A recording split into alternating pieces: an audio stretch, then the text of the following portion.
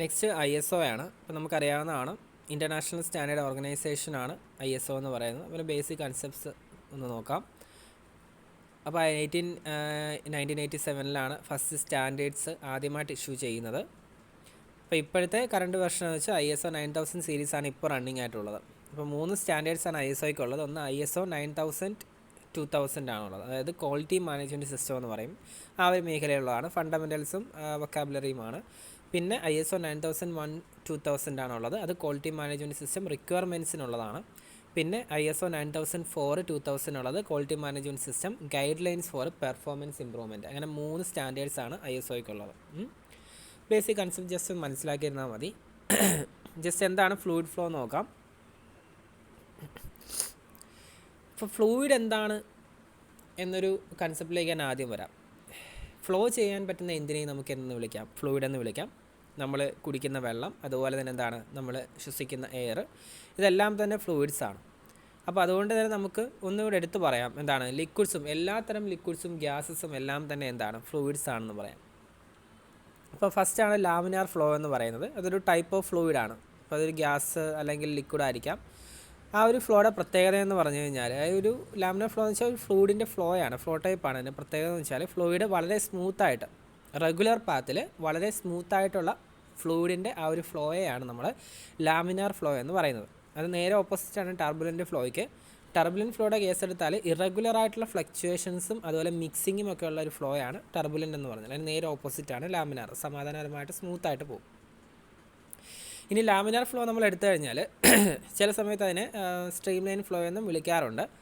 അതായത് മറ്റൊരു പേരാണ് സ്ട്രീം ലൈൻ ഫ്ലോ എന്ന് പറയുന്നത്. അപ്പോൾ അതിൻ്റെ വെലോസിറ്റി, പ്രഷർ, മറ്റ് ഫ്ലോ പ്രോപ്പർട്ടീസ് അതെല്ലാം തന്നെ കോൺസ്റ്റൻ്റ് ആയിരിക്കും. അതുപോലെ ലാമിനാർ ഫ്ലോ പോകുന്ന ഒരു ഹൊറിസോണൽ സർഫസിലായിരിക്കും ഒരു ഫ്ലോ റേസ് ചെയ്യുന്നത്.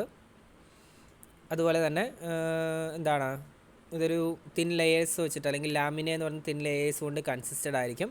അതൊന്ന് മറ്റൊന്നിന് പാരലായിട്ട് കാണപ്പെടുന്ന ലെയേഴ്സ് ആയിരിക്കും. ഹൊറിസോണൽ സർഫസുമായിട്ട് കോണ്ടാക്റ്റിൽ വന്നിരിക്കുന്ന ആ ഒരു ഫ്ലൂയിഡിൻ്റെ ലെയർ എന്ന് പറയുന്നത്, അത് ആ ഒരു ഫ്ലൂയിഡ് എന്ന് പറഞ്ഞാൽ അവിടെ ആ ഒരു പോർഷൻ അത് സ്റ്റേഷനറി ആയിരിക്കും. മറ്റെല്ലാ ലെയേഴ്സും തന്നെ എന്തായിരിക്കും, സ്ലൈഡ് ചെയ്യുന്നതായിരിക്കും, ഒന്ന് മറ്റൊന്നിൻ്റെ മുഖത്ത് മൂവ് ചെയ്യുന്ന രീതിയിലുള്ളതായിരിക്കും. ഇനി അടുത്ത ടർബുലൻ്റ് ഫ്ലോ ആണ്. നേരത്തെ പറഞ്ഞു എന്താണെന്ന്, ലാമിനാറിന് നേരെ ഓപ്പോസിറ്റാണ്, ടൈപ്പ് ഓഫ് ഫ്ലോ ആണ്, ഗ്യാസോ ലിക്വിഡോ ഒക്കെ ആകാം. അത് എന്താണ്, ഇറഗുലർ ഫ്ലക്ച്വേഷൻസും മിക്സിങ്ങും ഒക്കെ ഉള്ള ഒരു ഫ്ലോ ആണ്. ഇപ്പോൾ ടർബുലൻ്റ് ഫ്ലോ എടുത്തു കഴിഞ്ഞാൽ അതിന് ഫ്ലൂയിഡിൻ്റെ സ്പീഡിൻ്റെ ഒക്കെ കേസ് എടുത്തു കഴിഞ്ഞാൽ ഓരോ മാഗ്നിറ്റ്യൂഡിലും ഡയറക്ഷനിലും അതിങ്ങനെ ചേഞ്ചസ് വന്നുകൊണ്ടേയിരിക്കും. അപ്പോൾ നിങ്ങൾക്ക് ആ പടം നിങ്ങൾക്ക് കാണാം. ലാമിനാർ ഫ്ലോ വളരെ സ്മൂത്ത് ആൻഡ് റെഗുലർ ആണ്. ടർബുലൻ്റ് എന്ന് പറയുമ്പോൾ സ്മൂത്ത് അല്ല, ഇറഗുലർ ആണ്. ഓക്കെ, അതാണ് ആ ഒരു പടത്തിൽ കാണുന്നത്. ഇനി എന്താണ് റെയ്നോൾഡ്സ് നമ്പർ എന്ന് പറയുന്നത്? What is Reynolds number? Reynolds number എന്ന് വെച്ചാൽ ഒരു ഡയമെൻഷൻലെസ് ക്വാണ്ടിറ്റിയാണ്, ഡയമെൻഷൻ ഇല്ലാത്തൊരു ക്വാണ്ടിറ്റിയാണ്. നമ്മുടെ ഫ്ലോ പാറ്റേൺ ഡിറ്റർമിൻ ചെയ്യാൻ വേണ്ടിയിട്ട്, ഏത് രീതിയിലാണ് ഇത് ഫ്ലോ ചെയ്യുന്നത്, ലാമിനാർ ഫ്ലോ ആണോ അല്ലെങ്കിൽ അതുപോലെ തന്നെ ടർബുലൻ്റ് ഫ്ലോ ആണോ എന്ന് മനസ്സിലാക്കാനായിട്ട്, ഒരു പൈപ്പിലൂടെ ഫ്ലോ ചെയ്യുമ്പോൾ അത് ലാമിനാർ ടൈപ്പ് ആണോ ടർബുലൻ്റ് ആണോ എന്ന് മനസ്സിലാക്കാനായിട്ട് ഡിറ്റർമിൻ ചെയ്യാനായിട്ട് ഉപയോഗിക്കുന്ന ഒരു ക്വാണ്ടിറ്റിയാണ്, ഡയമെൻഷൻലെസ് ക്വാണ്ടിറ്റിയാണ് റെയ്നോൾഡ്സ് നമ്പർ എന്ന് പറയുന്നത്. ഓക്കെ, അപ്പോൾ ഇത് ശരിക്കും റേഷ്യോയാണ്, inertial forces to that viscous forces. Inertial ഫോഴ്സസും വിസ്കസ് ഫോഴ്സസും തമ്മിലുള്ള റേഷ്യോ കൂടെയാണത്. അപ്പോൾ അതിന് റെയ്നോൾഡ്സ് നമ്പർ ഫോർമുലയുണ്ട്, ഒരു ഫോളോയിങ് റിലേഷൻഷിപ്പ് ഉണ്ട്. നോക്കാം. Reynolds number is equal to inertial force to viscous force ആണ്. RE is equal to rho v d mu ആണ്. ഇവിടെ RE ഉദ്ദേശിക്കുന്നത് റെയ്നോൾഡ്സ് നമ്പർ ആണ്. റോ എന്ന് വെച്ചാൽ ഡെൻസിറ്റി ഓഫ് ദ ഫ്ലൂയിഡ് ആണ്. വി എന്ന് വെച്ചാൽ വെലോസിറ്റി ഓഫ് ദ ഫ്ലോ ആണ്. ഡി ഉദ്ദേശിക്കുന്നത് പൈപ്പ് ഡയമീറ്റർ, നമ്മൾ അത് ഫ്ലോ നടക്കുന്ന പൈപ്പിൻ്റെ ഡയമീറ്റർ ആണ്. മ്യൂ എന്ന് പറയുന്നത് വിസ്കോസിറ്റി ഓഫ് ദ ഫ്ലൂയിഡ് ആണ്. ഓക്കെ, ഇനി നമ്മൾ ഇവിടെ ഈ ഒരു രീതിയിൽ കാൽക്കുലേറ്റ് ചെയ്യുന്ന റെയ്നോൾഡ്സ് നമ്പറിൻ്റെ വാല്യൂ എന്ന് പറയുന്നത് 2000 എബോവ് ആയിട്ട് വന്നു കഴിഞ്ഞാൽ, 2000 കൂടുതലാണെന്നുണ്ടെങ്കിൽ നമ്മൾ ആ ഫ്ലോ ടർബുലൻ്റ് ഫ്ലോ ആണ് എന്ന് പറയും. ഇനി റെയ്നോൾഡ്സ് നമ്പർ വാല്യൂ വരുന്നത് 2000 താഴെയാണെങ്കിൽ, ലെസ് ദാൻ 2000 ആണെങ്കിൽ ആ ഫ്ലോയെ നമ്മൾ ലാമിനാർ ഫ്ലോ എന്നാണ് പറയുക. അപ്പോൾ ന്യൂമറിക്കലി നമുക്ക് ഇതിനൊരു അക്സെപ്റ്റബിൾ വാല്യൂസ് ആണ്. പക്ഷേ ഇതിന് ജനറലായിട്ട് ഒരു റേഞ്ച് നമ്മൾ കൺസിഡർ ചെയ്യുന്നുണ്ട്. അതായത് ലാമിനാർ ഫ്ലോ എന്ന് പറയുന്നത് നമ്മുടെ റെയ്നോൾഡ്സ് നമ്പർ 1100 നിൽക്കും, അല്ലെങ്കിൽ അതിൽ ആ ഒരു അതിനുള്ളിൽ കാണപ്പെടുന്നതും അല്ലെങ്കിൽ ആ ഒരു റേഞ്ചിലുള്ളതും. ടർബുലൻറ്റ് ഫ്ലോ അല്ലെങ്കിൽ ടർബുലൻറ്റ് വന്ന് നിൽക്കുന്ന ആ ഒരു റേഞ്ച് എന്ന് പറയുന്നത് 2200 കൂടുതലും വരണം. അതാണ് നമ്മൾ നോർമലി പറയുന്ന ഒരു റേഞ്ച് എന്ന് പറയുന്നത്. ഓക്കെ, ഇപ്പോൾ ടർബുലൻറ്റും ലാമിനാറും നമുക്ക് കാണാം.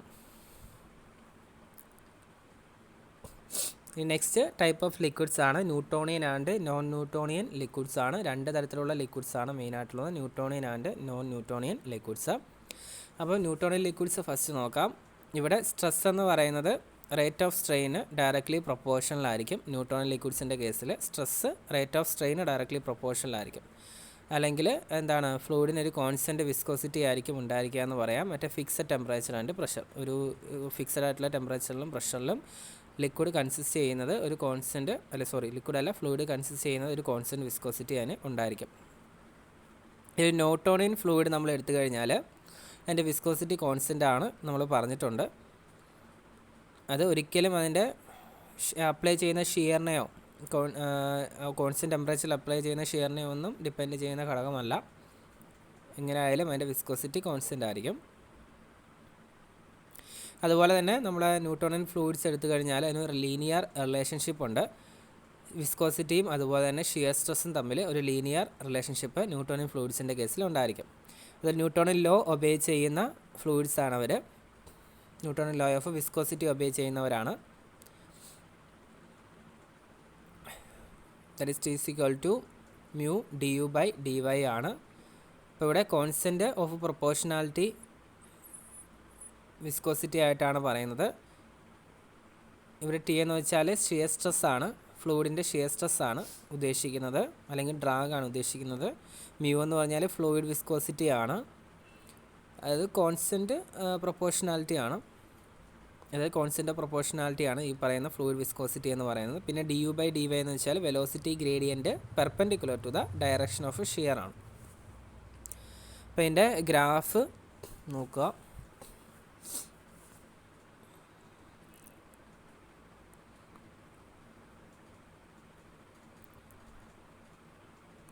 പിന്നെ നോൺ ന്യൂട്ടോണിയൻ ഫ്ലൂയിഡ്സ് ആണ്. ഒന്ന് കോൺസ്റ്റൻ്റ് ആയിട്ട് പോകുന്ന ഗ്രാഫും ഒന്ന് ഒരുമിച്ച് ഇൻക്രീസ് ചെയ്ത് പോകുന്ന ഗ്രാഫുമാണ് ഉള്ളത്. സോ നെക്സ്റ്റ് നോൺ ന്യൂട്ടോണിയൻ ആണ്. നോൺ ന്യൂട്ടോണിയൻ ഫ്ലൂയിഡ്സ് എന്ന് വെച്ചാൽ ഓപ്പോസിറ്റ് ആണ്. നമ്മുടെ ന്യൂട്ടോണിയൻ ഫ്ലൂയിഡ്സിന് നേരെ ഓപ്പോസിറ്റ് ആയിട്ടുള്ള ഫ്ലൂയിഡ്സ് ആണ് നോൺ ന്യൂട്ടോണിയൻ എന്ന് പറയുന്നത്. അപ്പോൾ ഷിയർ നമ്മൾ അപ്ലൈ ചെയ്ത് കഴിഞ്ഞാൽ ഫ്ലൂയിഡിൻ്റെ വിസ്കോസിറ്റി ചേഞ്ച് ചെയ്യും. അത്തരത്തിലുള്ള ഫ്ലൂയിഡ്സ് ആണ് നോൺ ന്യൂട്ടോണിയൻ എന്ന് പറഞ്ഞാൽ. അപ്പോൾ അതിൻ്റെ ബിഹേവിയർ ഓഫ് ദ ഫ്ലൂയിഡ് നമ്മൾ ഡിസ്ക്രൈബ് ചെയ്യാനായിട്ട് ഒരു 2-3 ടൈപ്പ് ഉണ്ട്. 4 വേസിൽ നമുക്കത് പറയാം. ഒന്ന് ഡൈലേറ്റൻ്റ് എന്ന് പറയുന്ന വേ ആണ്. അപ്പോൾ ഡൈലേറ്റൻ്റ് എന്ന് പറഞ്ഞാൽ viscosity of the fluid increases when shear is applied. Shear apply ചെയ്യുന്ന സമയത്ത് ഫ്ലൂയിഡിൻ്റെ വിസ്കോസിറ്റി ഇൻക്രീസ് ചെയ്യും. അതാണ് ഡൈലേറ്റൻ്റ് എന്ന് പറയുന്നത്. ഡൈലേറ്റൻ്റ് എന്ന് പറഞ്ഞാൽ ഒരു വേ ആണ്, ഒരു ബിഹേവിയർ ആണ്. അപ്പോൾ ഉദാഹരണം പറഞ്ഞാൽ ക്വിക്ക് സാൻഡ്, അതുപോലെ തന്നെ കോൺഫ്ലവർ, വാട്ടറും ഉള്ള മിക്സർ, പിന്നെ സില്ലി പുട്ടി, അതെല്ലാം തന്നെ ഡൈലേറ്റൻ്റ് എന്നുള്ള ആ ഒരു കാറ്റഗറിയിൽ വരുന്നതാണ്. Viscosity of the fluid increases with shear apply ചെയ്യുന്ന അനുസരിച്ച് വിസ്കോസിറ്റി കൂടിക്കൊണ്ടിരിക്കും. അടുത്ത സ്യൂഡോ പ്ലാസ്റ്റിക് എന്ന് പറയുന്നൊരു ടൈപ്പ് വരും. അതെന്ന് വെച്ചാൽ ഡൈലേറ്റൻ്റിന് നേരെ ഓപ്പോസിറ്റാണ്. അതായത് നമ്മൾ ഷിയർ എത്രത്തോളം കൂടുതൽ അപ്ലൈ ചെയ്യുന്നോ അത്രയും ലെസ്സായിട്ടായിരിക്കും വിസ്കസ് ആവുന്നത്. അതായത് വിസ്കോസിറ്റി കുറഞ്ഞു വരും. ഉദാഹരണം പറഞ്ഞാൽ കെച്ചപ്പ് മീൻസ് ലൈക്ക് സോസ്. അപ്പോൾ അതിൻ്റെ ഒരു ചാർട്ടാണ്, ഒരു ഗ്രാഫ് നമുക്ക് താഴെ കാണാം. വിസ്കോസിറ്റിയും സ്ട്രെസ്സും ഡൈലേറ്റൻറ്റിൻ്റെ ഗ്രാഫ് പോകുന്നത് കാണാം. സ്യൂഡോ പ്ലാസ്റ്റിക്കിൻ്റെ നേരെ താഴേക്ക് വരികയാണ്. സ്ട്രെസ് അപ്ലൈ ചെയ്യുന്നതനുസരിച്ച് വിസ്കോസിറ്റി ഡിക്രീസ് ചെയ്ത് വരുന്നത്. ഇനി അടുത്ത റിയോപാക്റ്റിക് ആണ്. റിയോപാക്റ്റിക് അടുത്തൊരു വേ ആണ്, 3ാമത്തെ കാറ്റഗറിയാണ്. ഡയലേറ്റൻറ്റിന് സിമിലർ ആയിട്ടുള്ള ഒരു കാറ്റഗറി തന്നെയാണിത്, പക്ഷേ ചെറിയൊരു ഡിഫറൻസ് ഉണ്ട്. അതായത് ഷിയർ അപ്ലൈ ചെയ്യുമ്പോൾ വിസ്കോസിറ്റി ഇൻക്രീസ് ചെയ്യുന്നുണ്ട്, പക്ഷേ ചെറിയൊരു ഡിഫറൻസ് എന്ന് പറഞ്ഞു കഴിഞ്ഞാൽ ഇത് ടൈം ഡിപ്പെൻഡൻ്റ് ആണ്. ഓക്കെ, ഇത്ര ടൈം വരെ അത് സംഭവിക്കത്തുള്ളൂ, ടൈം ഡിപ്പെൻഡൻ്റ് ആയിരിക്കും. ഉദാഹരണം പറഞ്ഞാൽ നമ്മൾ ജിപ്സം പേസ്റ്റും ക്രീമും ഒക്കെ അതിന് എക്സാമ്പിളാണ്. അടുത്ത തിക്സോട്രോപ്പിക് ആണ്. തിക്സോട്രോപ്പിക് എന്ന് പറഞ്ഞാൽ നമ്മുടെ തിക്സോട്രോപ്പിക് പ്രോപ്പർട്ടീസ് കാണിക്കുന്ന ഫ്ലൂയിഡ്സ് എടുത്തു കഴിഞ്ഞാൽ അതെന്ത് ചെയ്യും, ഷിയർ അപ്ലൈ ചെയ്യുന്നതനുസരിച്ച് വിസ്കോസിറ്റി കുറഞ്ഞുകൊണ്ടിരിക്കും. അപ്പോൾ ഇത് നേരത്തെ പറഞ്ഞ പോലെ തന്നെ നമ്മുടെ സ്യൂഡോ പ്ലാസ്റ്റിക്കിൻ്റെ മറ്റൊരു ടൈപ്പാണെന്ന് വേണമെങ്കിൽ പറയാം. അപ്പോൾ ഇതെന്താണ്, ടൈം ഡിപ്പെൻഡൻറ്റ് തന്നെയാണ്. അതാണ് ഇവിടുത്തെ ഒരു വ്യത്യാസം വരുന്നത്. ഉദാഹരണം പറഞ്ഞാൽ പെയിൻറ്റ്, അതുപോലെ കോസ്മെറ്റിക്സ്, ആസ്ഫാൾട്ട്, ഗ്ലൂ ഒക്കെ അതിന് ഉദാഹരണമാണ്. അപ്പോൾ അതിൻ്റെ ഗ്രാഫ് കാണാം. വിസ്കോസിറ്റിയും അതുപോലെ തന്നെ സ്ട്രെസ് ഓവർ ടൈമും. ഇനി എന്താണ് ഹീറ്റ് ട്രാൻസ്ഫർ എന്ന് പറയുന്നത്? ഇപ്പോൾ ഒരു ഹീറ്റ് എക്സ്ചേഞ്ചർ, പേര് കേൾക്കുമ്പോൾ തന്നെ മനസ്സിലാവും ഒരു ഹീറ്റ് എക്സ്ചേഞ്ചർ എന്ന് വെച്ചാൽ എന്താണ്. ഇറ്റ്സ് എ ഡിവൈസ് ആണ് used to transfer thermal energy between 2 or more fluids, between a solid surface and liquid or a fluid, or between solid particulates and a fluid at different temperatures in thermal contact. അല്ലേ, തെർമൽ കോണ്ടാക്റ്റിലുള്ള ഈ പറഞ്ഞ ഏത് സാധനങ്ങൾ തമ്മിലുള്ള ട്രാൻസ്ഫറും അതിനെ thermal ട്രാൻസ്ഫറും അല്ലെങ്കിൽ ഹീറ്റ് എക്സ്ചേഞ്ചിനെയും നമുക്ക് എന്ത് വിളിക്കാം? ഹീറ്റ് എക്സ്ചേഞ്ചർ എന്ന് വിളിക്കാം. എന്നുവെച്ചാൽ എന്താണ്, ആർക്കൊക്കെ ഇടയില്ലേ തെർമൽ എനർജി ട്രാൻസ്ഫർ ചെയ്യുന്നതാണ് ബിറ്റ്വീൻ ഒന്നെങ്കിൽ എന്തായിരിക്കാം 2 അതിലധികമോ ഫ്ലൂയിഡ്സ് ആയിരിക്കാം, അല്ലെന്നുണ്ടെങ്കിൽ ഒരു സോളിഡ് സർഫസും ഒരു ഫ്ലൂയിഡും തമ്മിലുള്ള ഹീറ്റ് എക്സ്ചേഞ്ചിങ് ആയിരിക്കാം, അല്ലെങ്കിൽ ഒരു പാർട്ടിക്കുലേറ്റും അതുപോലെ തന്നെ ഒരു ഫ്ലൂയിഡിൻ്റെ ഇടയ്ക്കുള്ള ഹീറ്റ് എക്സ്ചേഞ്ച് ആയിരിക്കാം. പക്ഷേ ഇവർക്കെല്ലാം എന്തായിരിക്കണം? ഡിഫറൻറ്റ് ടെമ്പറേച്ചർ ആയിരിക്കണം ഉണ്ടായിരിക്കേണ്ടത്. അതുപോലെ തന്നെ തെർമൽ കോണ്ടാക്റ്റിലും ഇവരുണ്ടായിരിക്കണം. അങ്ങനെയാണെങ്കിൽ അതിനെയാണ് ഹീറ്റ് ട്രാൻസ്ഫർ നമ്മൾ വിളിക്കുന്നത്, അതായത് ഹീറ്റ് എക്സ്ചേഞ്ചർ എന്ന് വിളിക്കുന്നത്.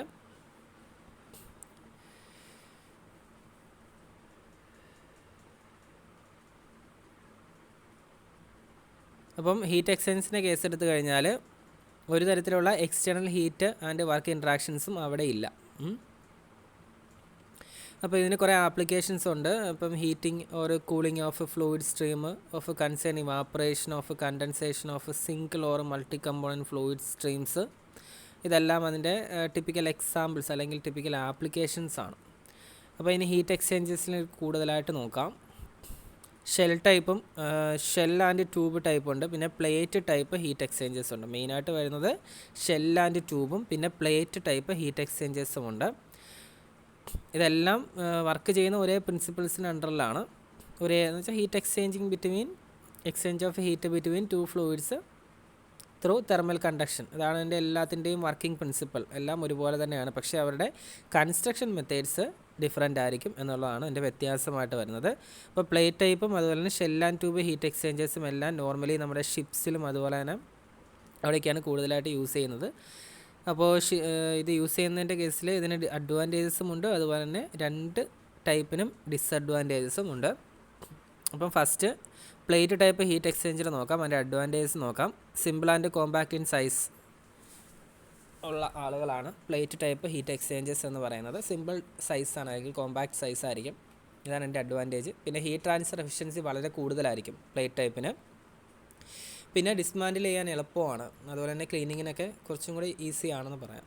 പിന്നെ എക്സ്ട്രാ സ്പേസ് ഒന്നും തന്നെ ഡിസ്മാൻഡിൽ ചെയ്യുന്നതിന് നമുക്ക് ആവശ്യമായിട്ട് വരുന്നില്ല, വളരെ എളുപ്പത്തിൽ ഡിസ്മാൻഡിൽ ചെയ്യാം, അധികമായിട്ട് സ്ഥലമൊന്നും ആവശ്യം വരുന്നില്ല. പിന്നെ കപ്പാസിറ്റി നമുക്ക് കൂട്ടണമെങ്കിൽ കൂട്ടാം, പെയർസായിട്ട് പ്ലേറ്റ്സ് ആഡ് ചെയ്തിട്ട് നമുക്ക് അതിൻ്റെ കപ്പാസിറ്റി കൂട്ടാം. പിന്നെ ലീക്കിംഗ് പ്ലേറ്റ്സ് നമുക്ക് വേണമെങ്കിൽ റിമൂവ് ചെയ്യാം, അത് പെയർസായിട്ട് തന്നെ റിമൂവ് ചെയ്യാം. പിന്നെ മെയിൻ്റനൻസിൻ്റെ കേസ് എടുത്താൽ ക്ലീനിങ് ഇത്തിരി ഡിഫിക്കൽട്ടാണ്, ലെസ് ഡിഫിക്കൽട്ടായിരിക്കും, സർഫസ് വിസിബിൾ ആണ് എന്നുള്ളത് കൊണ്ട് തന്നെ. പിന്നെ ടർബുലൻറ്റ് ഫ്ലോ ആണ്. നമ്മുടെ ടർബുലൻറ്റ് ഫ്ലോ ആണെന്നുണ്ടെങ്കിൽ നോർമലി ടർബുലൻറ്റ് ഫ്ലോ വന്നു കഴിഞ്ഞാൽ ഇതിനകത്തുള്ള ഡെപ്പോസിറ്റ്സ് കുറയ്ക്കാനായിട്ട് സഹായിക്കും. ഓക്കെ, അപ്പോൾ ഇനി എൻ്റെ ഡിസഡ്വാൻറ്റേജസ് നോക്കുകയാണെന്നുണ്ടെങ്കിൽ എൻ്റെ ഇനിഷ്യൽ കോസ്റ്റ് എന്ന് വെച്ചാൽ വളരെ കൂടുതലാണ്. കാരണം ടൈറ്റാനിയം വളരെ എഫക്റ്റീവ്, വളരെ കോസ്റ്റ് എഫക്റ്റീവ് ആയിട്ടുള്ള, കോസ്റ്റ് കൂടുതലായിട്ടുള്ള മെറ്റലാണ്. അപ്പം ടൈറ്റാനിയം പ്ലേറ്റ്സൊക്കെ വളരെ എക്സ്പെൻസീവാണ്. പിന്നെ ലീക്കേജ് കണ്ടുപിടിക്കുക എന്ന് പറഞ്ഞാൽ ഇത്തിരി ഡിഫിക്കൽട്ടാണ്, കാരണം പ്രഷർ ടെസ്റ്റ് അത്രയും ഒരു ഈസി ആയിട്ട് ഇവിടെ ട്യൂബ് കൂളേഴ്സിൽ ചെയ്യാനായിട്ട് പറ്റത്തില്ല. അതുകൊണ്ട് തന്നെ ലീക്കേജ് എവിടെയാണെന്ന് കണ്ടുപിടിക്കാൻ പാടാണ്.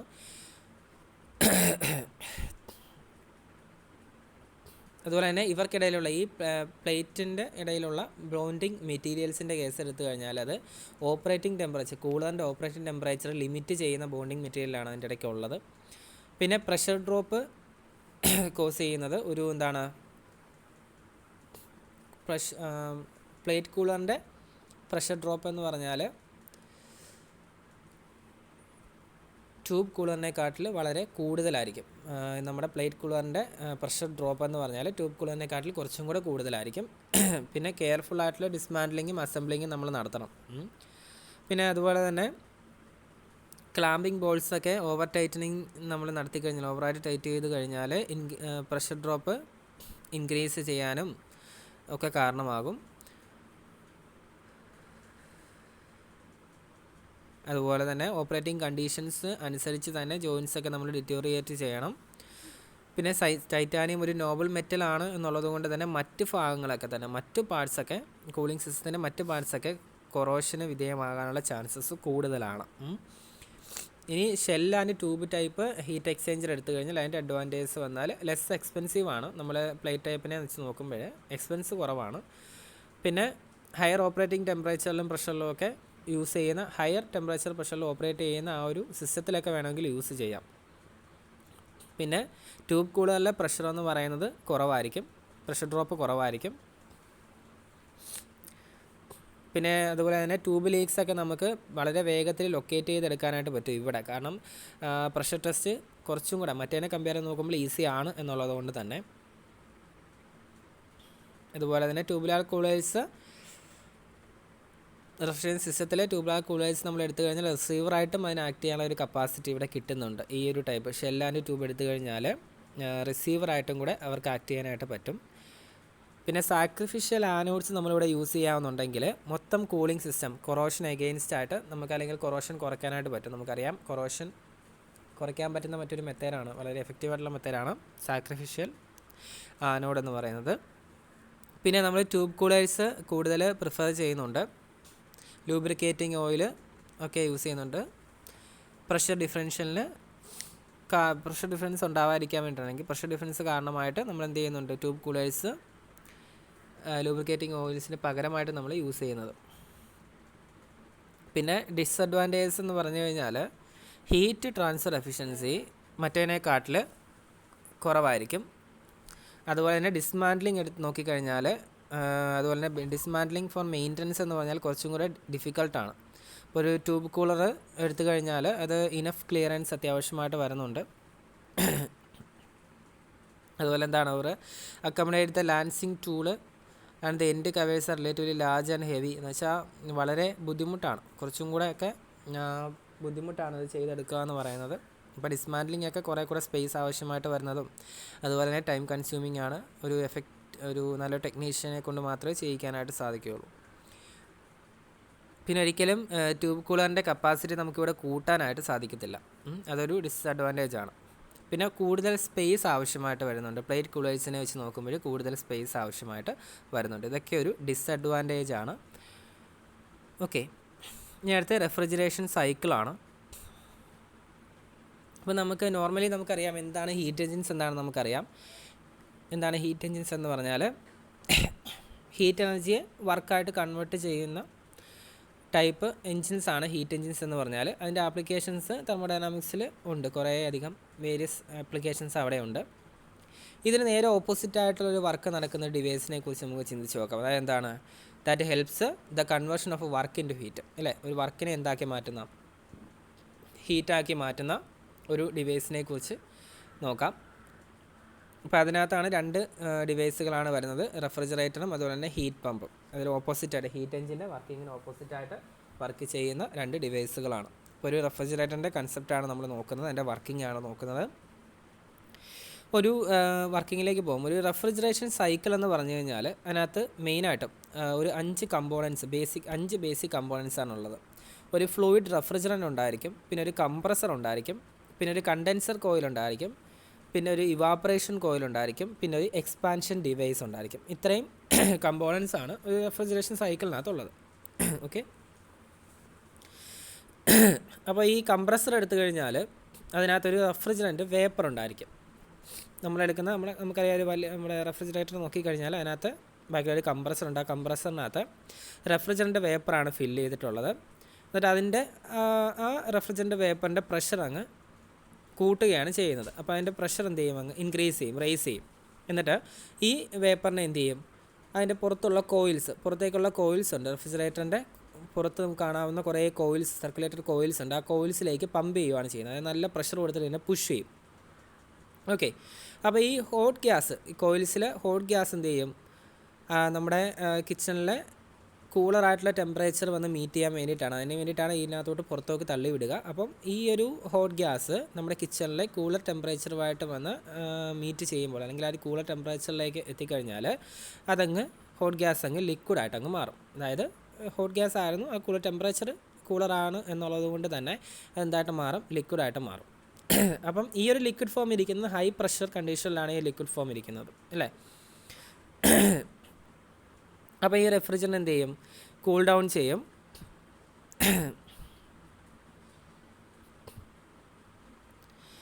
അങ്ങനെ ഈ റെഫ്രിജറൻ്റ് കൂൾ ഡൗൺ ചെയ്യും. ആൻഡ് ഇത് എങ്ങോട്ട് ഫ്ലോ ചെയ്യും, ഫ്രീസറിനകത്തെ കോയിൽസിലേക്ക്. അപ്പോൾ നമുക്കറിയാം ഫ്രീസറിന് ചുറ്റും ഇങ്ങനെ കോയിൽസ് ഉണ്ട്. ആ ഫ്രീസറിനകത്തെ കോയിൽസിലേക്ക് ഇതിങ്ങനെ ഫ്ലോ ചെയ്യും. ഓക്കെ, അതായത് ഫ്രീസർ എന്ന് വെച്ചാൽ അതായത് ഫ്രിഡ്ജിലേക്കും ആ ഫ്രീസറിനകത്തുമുള്ള കോയിൽസിലേക്ക് ഇതിങ്ങനെ ഫ്ലോ ചെയ്യും.